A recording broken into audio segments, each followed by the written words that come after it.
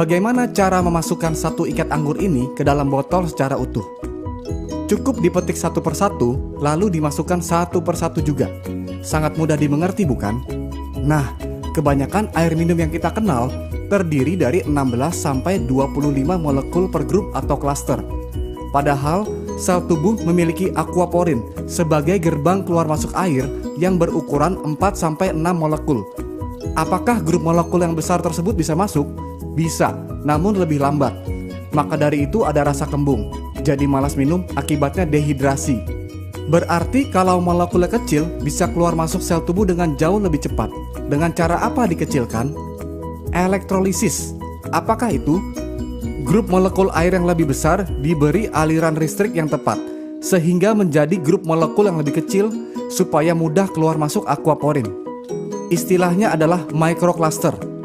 Logikanya begini, jika ada sepasang magnet dengan dua kutub yang berbeda dan saling berhadapan akan tarik-menarik. Jika kutubnya sama akan tolak-menolak, sehingga molekul air yang tadinya berhimpitan jadi terpecah sendiri-sendiri. Belum lagi, di inti sel terdapat ion positif yang membuat molekul air yang berion negatif ini tertarik masuk ke dalamnya dan meninggalkan ion negatif di membran atau dinding sel, sehingga sel tubuh pun menjadi tidak lengket. Mengapa air ini penting sekali? Karena kerjanya berdampingan dengan detak jantung. Ketika jantung berdetak, sel berkontraksi sehingga terkompres dan mengeluarkan karbon dioksida dan toksin atau racun. Inilah yang disebut dengan detoksifikasi. Lalu jantung berdetak lagi dan sel mengembang lagi, kemudian menarik oksigen dan nutrisi. Proses ini terjadi di dalam hemoglobin, yang adalah protein yang mengandung zat besi di dalam sel darah merah yang berfungsi sebagai pengangkut. Detak jantung ini ada voltasenya. Manusia sehat dan normal berada di voltase 120 mV. Karena semakin tua dan pengaruh oksidasi, voltasenya akan turun bertahap ke 100 mV, lalu ke 80 mV. Jika sampai menyentuh 60 mV sudah sangat berbahaya, karena disinilah titik tubuh dalam kondisi kronis. Karena oksidasi itu adalah proses penuaan atau karat yang secara langsung mempengaruhi zat besi dalam hemoglobin. Akibat oksidasi adalah tubuh menjadi asam, lalu muncul berbagai penyakit kronis seperti kanker, diabetes, inflamasi, dan sebagainya. Berarti air yang baik sangat dibutuhkan oleh tubuh. Sumber air yang dikenal berkhasiat terbentuk akibat tersambar petir dan pergesekan dengan batu-batuan di alam. Tetapi mata air seperti ini sangat terbatas jumlahnya.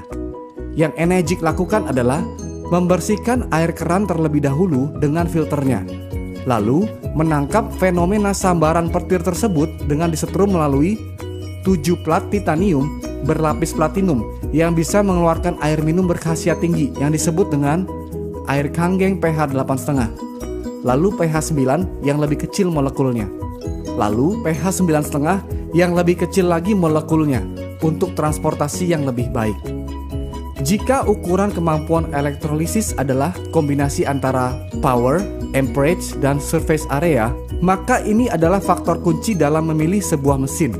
PEU adalah Potential Electrolysis Unit.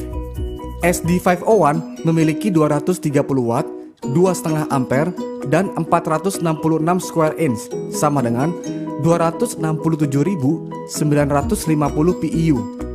Sebagian besar mesin kompetitor hanya memiliki 110 watt, setengah ampere, dan 117 square inch, sama dengan 6.435 PEU.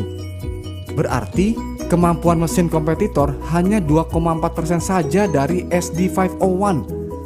Dan harga mesin kompetitor pun bukan tergolong murah. Malahan mahal sekali, dengan kemampuan yang mendekati saja pun tidak. Hanya harganya saja yang mendekati.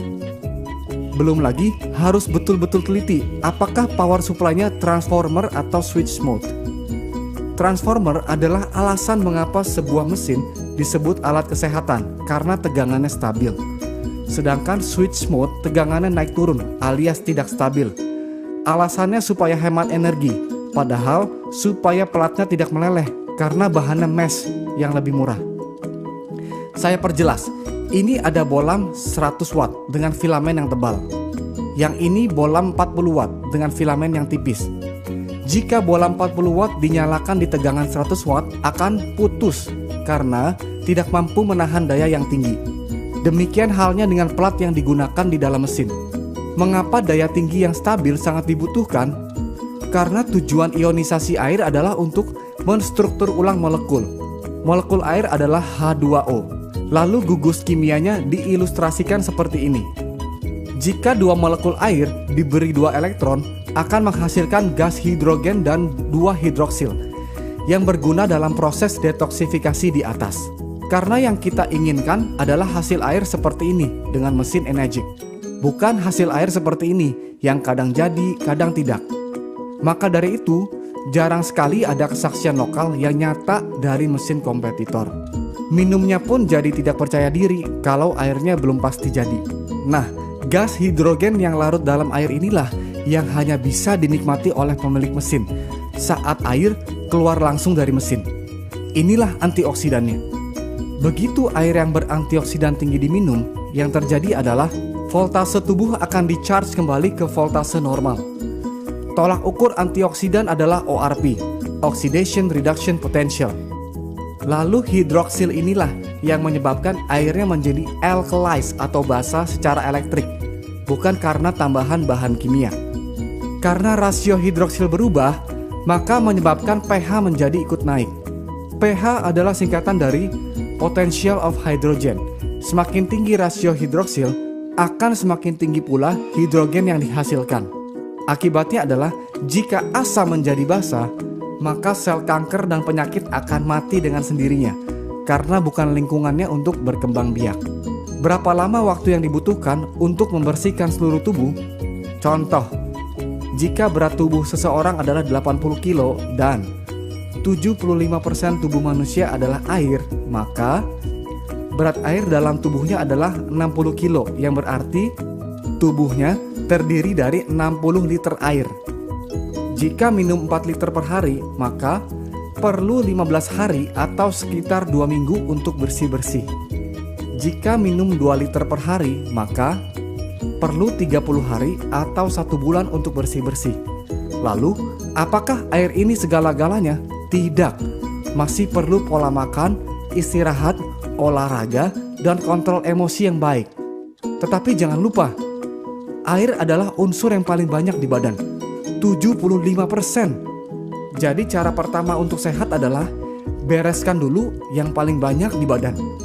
Maka dari itu, change your water, change your life.